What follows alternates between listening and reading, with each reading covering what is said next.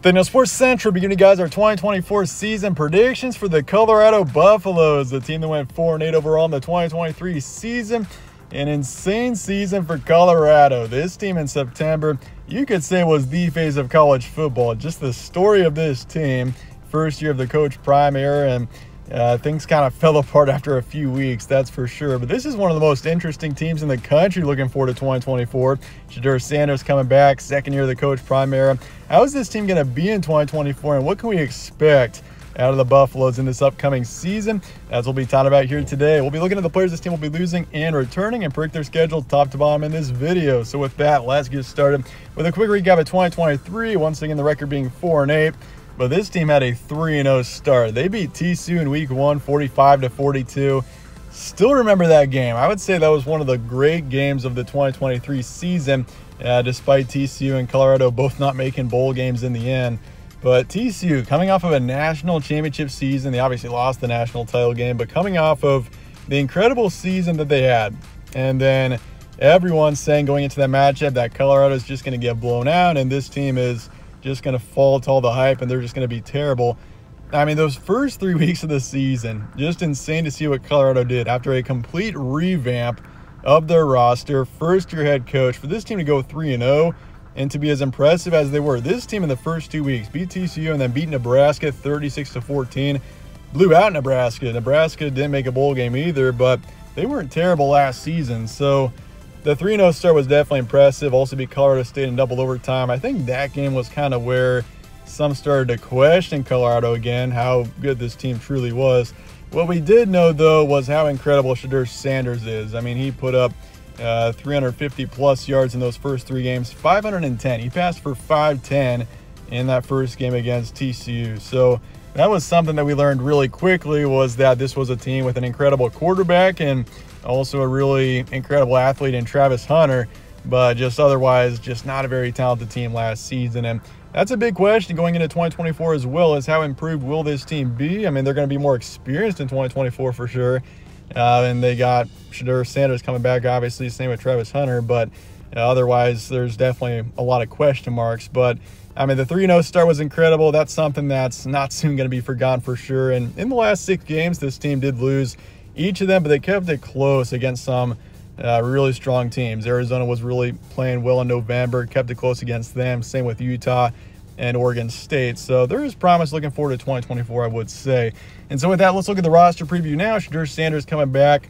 The backfield's going to look different, though. Dylan Edwards gone. Same with Anthony Hankerson. So it looks like in 2024 we got Dallan Hayden, the Ohio State transfer, as the lead running back. I mean, it's tough to say how good he's going to be. He really didn't have a big impact when he was with the Buckeyes, but he looks to be the lead running back. Receiving corps, Xavier Weaver was the overall top receiver on this team. Travis Hunter, obviously the big name, but Weaver is gone. He put up nearly, or just over 900 yards, 6 touchdowns last season. Travis Hunter, though, obviously coming back is huge as long as he can stay healthy. And then Jimmy Horn also coming back. He was the third wideout. Michael Harrison's gone, the top tight end. But Amarian Miller is coming back. So the receiving corps has got some key talent coming back, and it will have some experience for sure. Backfield is a big concern, though. I am concerned about that. But the quarterback situation, obviously incredible, with Shedeur Sanders, who's got a really bright future. I feel like he probably could be the best quarterback in the Big 12 this season, and that's another storyline, is first season back in the Big 12 for the Buffaloes. But you also lose 2 on the O-line, 2 on the D-line, 2 linebackers, and then 2 in the secondary. So 6 key players on the defense.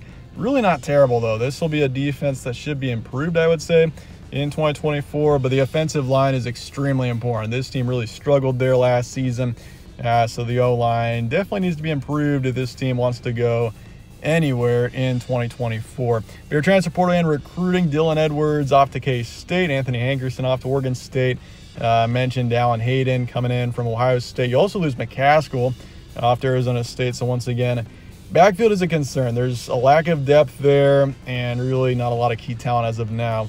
Will Sheppard coming in from Vanderbilt for the receiving corps. Expect him to be a starter. And then you also got Sam Hart coming in from Ohio State. You lose Michael Harrison, though. You also bring in Justin Mayers and Khalil Benson for the O-line. And then you bring in a few key players for the D-line as well. Expect Hayes and Nwankwo to both be starters in 2024. And then you lose a couple linebackers and also bring in DJ McKinney, who's expected to be a starter as well, coming in from Okie State. So transfer portal hasn't been terrible for this team. You do lose other key players for the secondary, but you do bring in Preston Hodge from Liberty. So the transfer portal, not terrible. Recruiting-wise, though, that really does concern me. 81st in the country, 15th in the Big 12. You got a 5-star coming in, 3 4-stars, but that's really about it. So Coach Prime's really working through the transfer portal. Problem is, he didn't retain everybody, though, either. He also lost a few key players to the transfer portal. So despite him bringing in some key players, he lost a few, and the recruiting has been terrible for this team. So for that reason, I do have this team at a 6 on the future forecast. I'm optimistic for Colorado. I think Coach Prime is incredible, and he's gonna be successful, I feel like, everywhere that he goes eventually. And so for Colorado, I think that this team will be successful in the new Big 12, but still with the recruiting and everything, there still is some reason for concern. I really don't have much of an issue with working heavily in the transfer portal.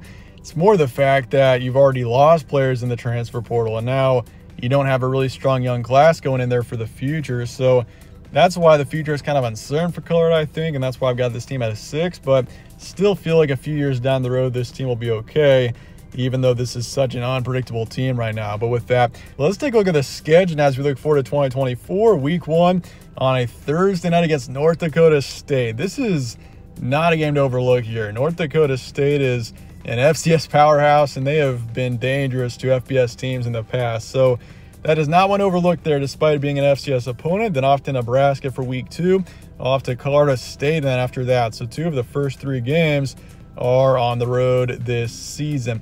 Then you got Baylor home, UCF on the road, K-State at home, Arizona on the road, and then Cincinnati at home to finish out October. And then November, Texas Tech on the road, Utah at home, Kansas on the road, and then Oklahoma State to finish out at home on Black Friday there. So there's no really hiding it. This is a difficult schedule for Colorado. First year in the new Big 12, and this schedule's not doing them any favors. Having to go to Arizona, they should be legit. Kansas State could definitely win the conference this season.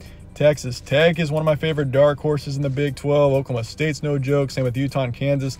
That November is going to be really challenging for sure. And your non-conference slate, North Dakota State and Nebraska, both dangerous teams, and then Colorado State on the road, team that almost beat you last season. So this is a very difficult schedule. It's definitely a schedule with challenges as we look forward to 2024. But looking at the first month or so, do think you go 3-1 in the first month. North Dakota State, this is going to be a close one here. Once again, I see the Bison as a pretty dangerous team. They could beat Colorado there on that Thursday night, but I do think the Buffs somehow find a way there against them and take them down. And then Nebraska on the road. This is a really interesting one because Nebraska always has high expectations going into every season, but I feel like this season it's actually legit. Matt Rule, in his second season, we know what Matt Rule does in year 2. Dylan Raiola, Nebraska is going to be talented. I do think Nebraska does win that one there in Lincoln. It's going to be a night game. It's going to be a tough atmosphere there. So I do want to favor the Huskers there in Week 2, but a close one for sure.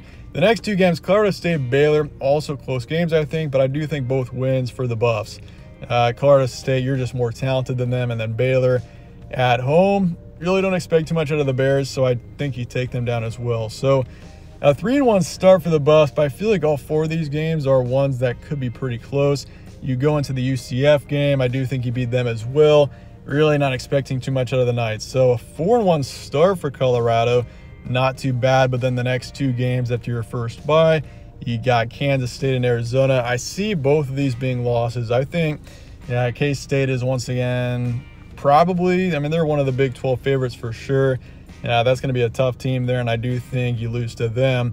Arizona on the road, though. Arizona with Fish going off to Washington, so they don't have their head coach, but they still have got Fifita, and they still have a really talented team there. So honestly, Arizona is definitely a team I could see towards the top of the conference.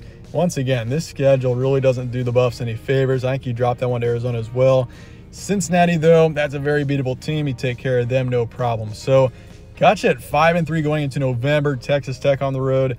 Once again, I do see the Red Raiders being one of my dark horses in the Big 12. I think that's a team that a lot are sleeping on. I wouldn't be surprised if they were a pretty strong 7-8 win team. I'd say maybe you could say 8-9 win team in 2024, so keep an eye on them. And then you got Utah at home. This is definitely going to be a fun one here. Two former Pac-12 teams, Cam Rising coming back for Utah.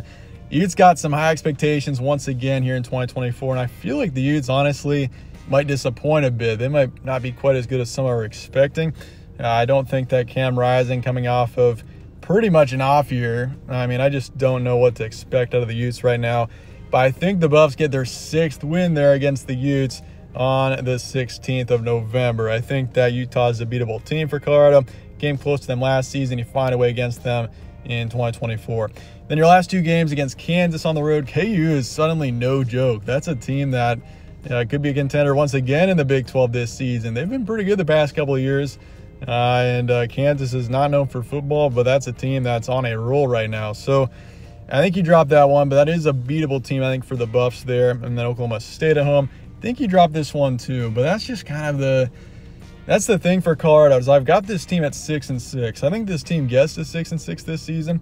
They get to 6 wins somehow. It's just a matter of what games they're going to win and what games they're going to lose.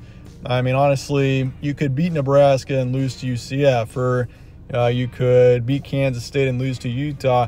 I mean, it's really tough to predict which games Colorado is going to lose in and win in, but I think that this team does somehow get to 6 wins this season. And it's once again a pretty challenging schedule. Got it at a 7. Probably one of the more challenging schedules in the Big 12 this season. And I would also say the range of possibilities is pretty wide for this team. I got the ceiling at 9-3 and the floor at 2-10. I feel like 2 wins is extremely unlikely. That's if things go terribly wrong, and with as difficult of a schedule as this is, it could happen. I mean, there's not more than 2 guaranteed wins on this schedule. But I still, once again, I feel like 6 wins is very much reasonable for this team, and I feel like they'll get to 6 somehow. It's just a matter of what games they win and lose. But I would say a good ballpark is probably 5 to 7 wins for the Buffs this season. But with that, let me know your thoughts and comments below on Colorado. One of the most interesting teams of this upcoming season for sure. And with that, I appreciate you guys watching as always. My name is Evan, the Soul Sports Central. Stay tuned for more. We'll catch you on the next one.